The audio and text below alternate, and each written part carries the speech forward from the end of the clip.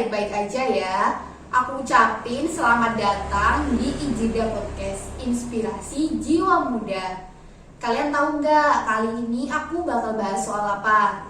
Pada belum tahu kan? Nah, pada kesempatan kali ini aku ingin membahas bagaimana hobi bisa menjadi sumber pendapatan atau cuan.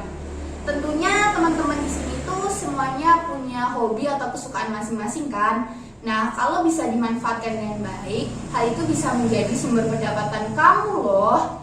Makanya, kalian wajib banget simak podcast pada sore hari ini.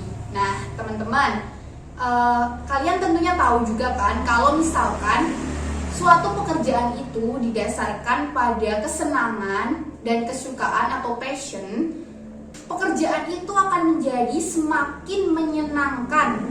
Nah, coba aja deh kalian sebutin apa hobi kalian. Misalkan hobi menggambar, hobi vlogging, hobi naik gunung, hobi berbelanja, atau apapun itulah. Pokoknya semuanya bisa kita manfaatkan untuk menjadi sumber pendapatan. Bahkan ya guys, ada sebuah penelitian tentang kewirausahaan yang dilakukan di Amerika Serikat, yaitu lebih dari 26% pengusaha pemula di Amerika Serikat itu mereka memulai bisnisnya mulai dari kesukaan dan hobi mereka. Nah, kalian tentu tahu kan Steve Jobs sama Bill Gates, mereka berdua itu juga memulai bisnis mereka awalnya dari hobi dan kesukaan mereka loh, sampai akhirnya bisa menjadi perusahaan yang besar seperti sekarang ini. Nah, terus gimana caranya biar hobi kalian itu bisa menjadi sumber pendapatan? Nah, aku bakal kasih tahu beberapa tipsnya. Langsung disimak ya. Oke, yang pertama itu yaitu memanfaatkan komunitas yang ada. Jadi, semua hobi atau hobi apapun itu pasti memiliki komunitas. Mau itu hobi naik gunung, hobi bersepeda, hobi berenang, pokoknya semuanya itu pasti ada komunitasnya. Nah, misalnya nih kalian punya hobi olahraga.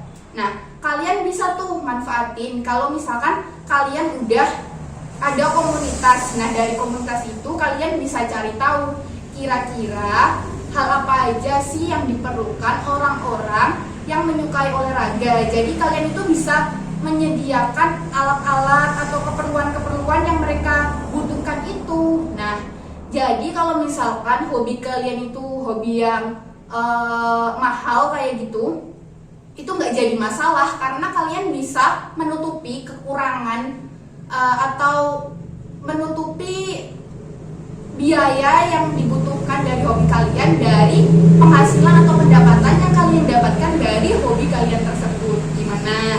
Menarik bukan? Nah, yang kedua ini kalian bisa memproduksi merchandise. Nah, ini tuh cocok banget buat kalian yang suka K-pop sama anime. Ya, buat para K-popers sama wibu-wibu gitulah. Pokoknya ini tuh cocok banget dan recommended banget. Kalian itu harus banget ngelakuin hal ini, yaitu berjualan merchandise.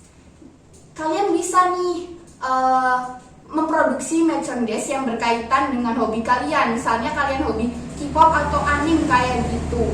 Gak usah yang terlalu rumit, mulai dari yang simple-simple aja. Misalnya ya, buat merchandise, casing HP, pernak-pernik, terus barang-barang lainnya lah. Pokoknya yang berbau K-pop sama anime atau hobi-hobi lainnya kayak gitu. Dijamin bakalan ada yang melirik kayak gitu.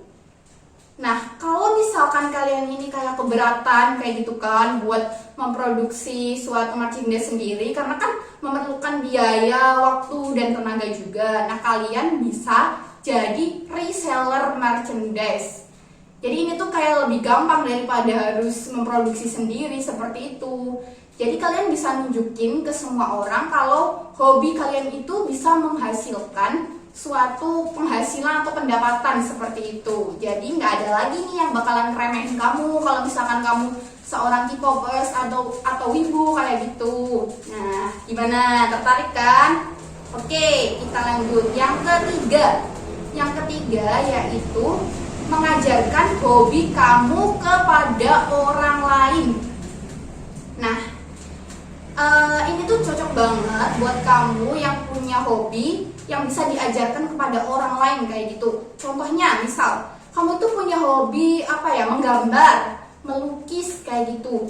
Nah, kamu bisa mengajarkan hobi kamu kepada orang lain dengan cara membuat kelas berbayar.